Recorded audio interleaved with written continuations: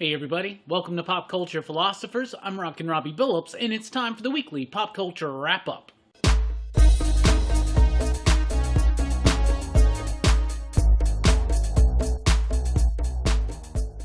That's right, everybody. Thanks for checking out the video. I am Rockin Robbie Billups. This is the weekly Pop Culture Wrap-Up. It's the show where I go over the week's pop culture news, mostly comic books and movies.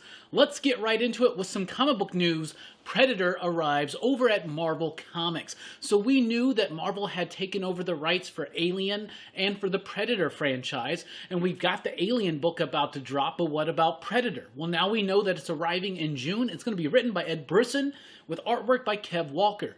I'm not really the biggest Kev Walker fan, and I don't know how his style is really going to please many Predator fans in this book, but I think Ed Brisson is an absolute perfect writer for this property. He did great work on the most recent X-Force volume, the one right before the Hickman era took over. That was some really great stuff. The first X-Force run with Kid Cable. Ed Brisson is a really great writer, especially on violent, gritty, down-to-earth type stuff. But of course, this book's not going to be too down-to-earth because it's going to be set in a sci-fi near future. And of course, the Predator is involved. So there you go, Predator fans. You get a Marvel comic in June. From Boom, we got Basilisk coming in June. This is going to be written by Cullen Bunn with artwork by Jonas Scharf. This is the exact same creative team as Bone Parish. That is a fan favorite. I read the first few issues, really dug it, but I haven't completed it yet. Basilisk is about, I think it's so there's this group of like evil people or something like that, and they go out and they just terrorize and kill or whatever, right? And one of them leaves the group and decides, and there's a supernatural tinge to it, right? And one of them leaves the group, starts regretting the decisions that she's made, the choices and the stuff that she's been responsible for, and now she's turning the tables and hunting down these other monstrous characters. So it's Cullen Bunn and it's Jonas Scharf. If you liked Bone Parish, if you like horror in comic books, definitely check this one out. Vinyl arrives from Image Comics in June. It's written by Doug Wagner with artwork by Daniel Hilliard. This is the exact same creative team as Plastic, and if you read Plastic and if you dug it, I think you're going to dig this one. It's about like a bunch of crazy serial killers. It promises to be gory, violent, over the top. I cannot really, for the life of me, super remember the solicitation. Here it is. This dude's best friend, who is an FBI agent, who is responsible for catching him, he gets captured, and now by this like cult of sunflower growers or something. It seems weird, it seems bonkers and wild, and it's exactly what I expect from Wagner and Hilliard. So that's coming out from Image in June. Also from Image in June is Compass. This one is by Greg Rucka, Robert McKenzie, Dave Walker, and Justin Greenwood. Justin Greenwood is the artist. The writers, of course, are going to be McKenzie and Walker. You can view Greg Rucka more like an executive producer on this one, okay? I don't know what the official credit he's going to get, but he's not a scripter, and this is not his original idea, but I think he really helped get it to blossom and be published over at Image. So they're teasing this as kind of like an Indiana Jones adventure type thing, treasure hunting set like the 13th century or something like that. So if Greg Rucka's attached and it's kind of like an adventure, you know, treasure hunting type thing, I'm probably going to at least check out the first issue. Barbaric arrives in June from Vault Comics. I'm very excited about this one because it's written by Michael Morisi with artwork by Nathan Gooden. And it's about a barbarian who's got this axe, and apparently the axe is like his best friend, but also like a drunk or something.